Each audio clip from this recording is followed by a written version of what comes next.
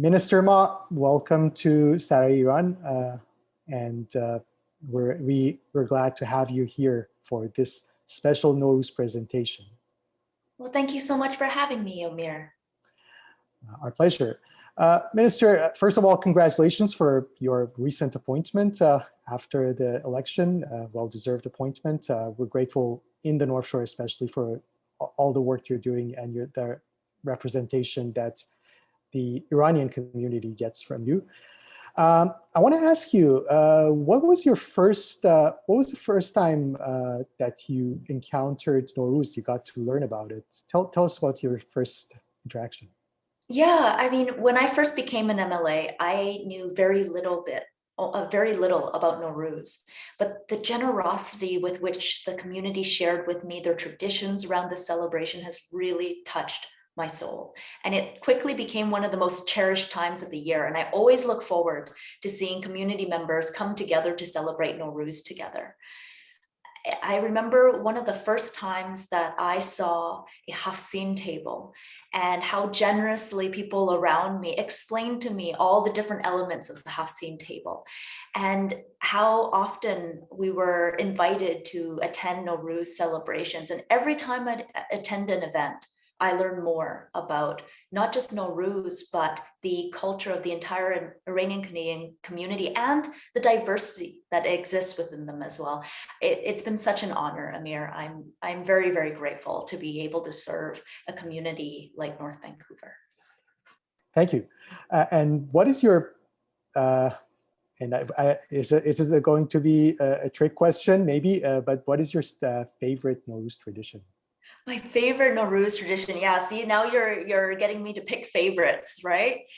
I have to say that my favorite part of Nowruz, and this is going to be a little bit of a cop-out, it's when I get to see all the community members coming together.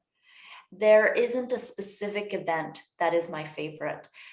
What I loved is being able to be with people and see the love and the joy that people share together. And that's, I think, is what made the last year so difficult for our community as a whole. I mean, the pandemic has taken a lot away from us.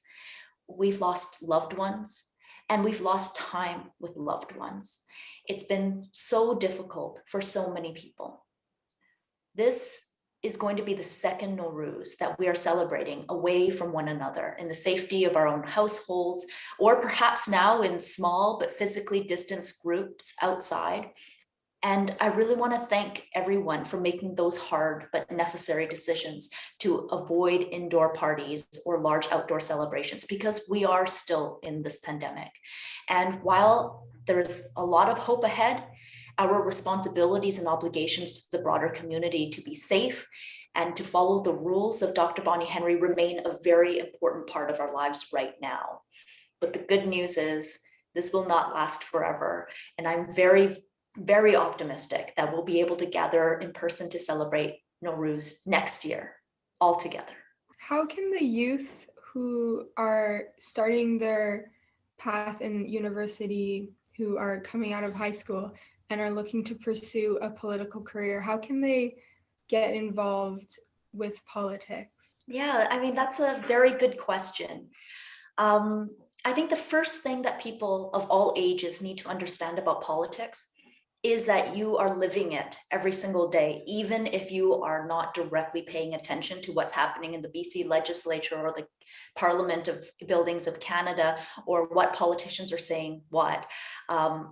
Politics impacts your life on a daily basis, regardless of whether you care about it or not, because it impacts everything in your life. It impacts the kind of jobs that you're able to have. It impacts the how much money your school has. It impacts the kind of access you get to vaccinations and medication. It impacts whether or not you can walk into a emergency room and have to worry about whether or not you can pay for the emergency care or not. Like everything in your life is impacted by politics.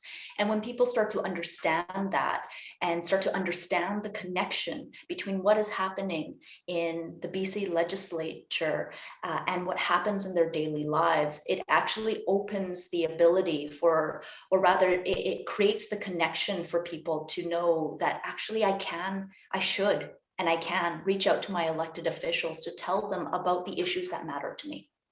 And so one of the basic ways to be involved in politics is to recognize that connection.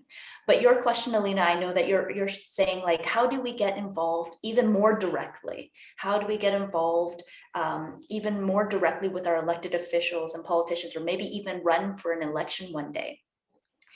I would say when you're in grade 12, when you're very young, the key is to explore the world around you and find out what is passionate to you.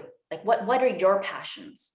And when you know what your passions are, it will lead you down the path towards the things that you care about. And we do better when we are working on things that we care about. But if you're looking to jump right into it, certainly there are ways to be involved with political parties. There are ways to reach out and talk to elected officials. People email me all of the time, including high school students, about the issues that matter to them. And it also comes down to finding opportunities to be involved even in your own school.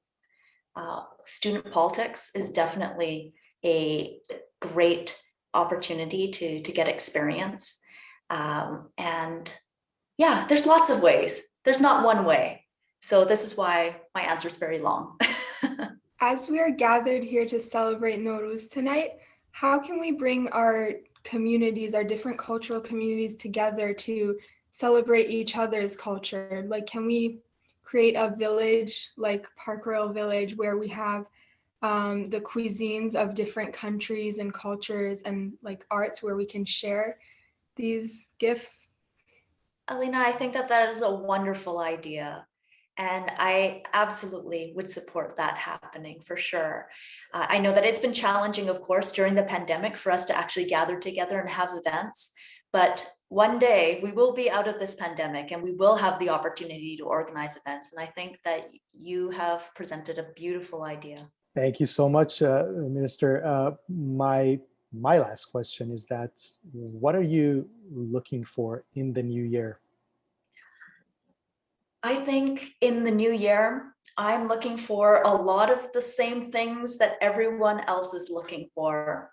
I want to see British Columbia vaccinated, all British Columbians, as many who want to be vaccinated, that they've had the chance to be vaccinated, and for us to build our way out of this pandemic and forward into the future. I want to be able to see you in person, Amir. I want to be able to see all of the community members in person, to interact with them and to give you hugs again, and to be able to see family and loved ones. I think everybody wants that in this new year, and we are moving towards that right now.